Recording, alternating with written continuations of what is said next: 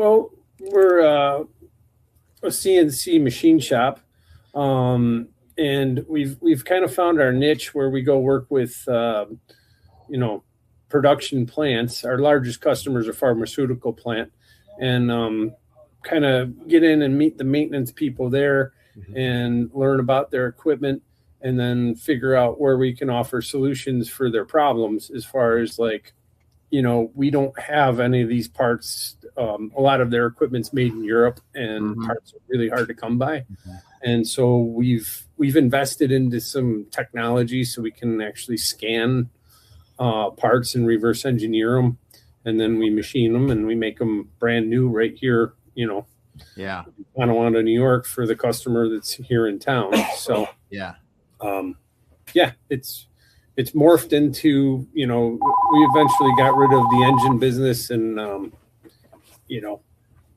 last year was it for engines. We're done with it. So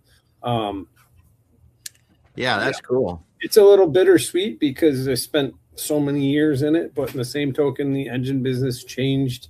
How many engines have you guys had to rebuild? Probably none.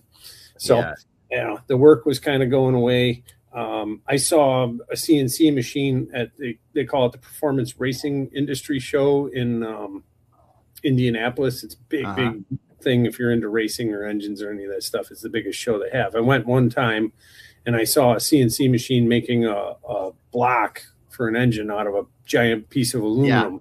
It was running for the entire show. The program was so large, and I was just watching that, and I'm like, that's cool. And then Mike, he's married to one of my wife's best friends growing up. He was also CNC machinist, and where he was working, he wasn't getting paid, and it was going downhill. And so between the two of us, we bought a mill, we brought it in here, and then over time, I got rid of this piece of engine equipment, that piece of engine equipment, and then last July it all went, and we got 4 CNC machines. I just brought in a whole bunch of manual equipment that I bought a shop out down in Pennsylvania, moved it all up here. And so, that kind of rounds out what we have. And then over the course of doing this, our customers like, hey, can you make this? Hey, can you make that? And Mike's like, I don't have any way to measure the radius here, on these parts. And so we invested in, it's called, it's made by Zeiss, which is pretty high-end equipment company. It's called the GOM Scan 1. So it's a 100-millimeter camera, and uses blue light technology. And we've got a turntable. So you put the part on it, hook the computer and the camera to it, and we scan like a part on this turntable. And then we can make it into a digital image, and we can actually pull coordinates off of it. It took us years to learn how to use it, but now we can scan a product and we can take it all the way through the software to make a CAD file and then machine code. And the end result is something that's pretty much identical to whatever we scanned.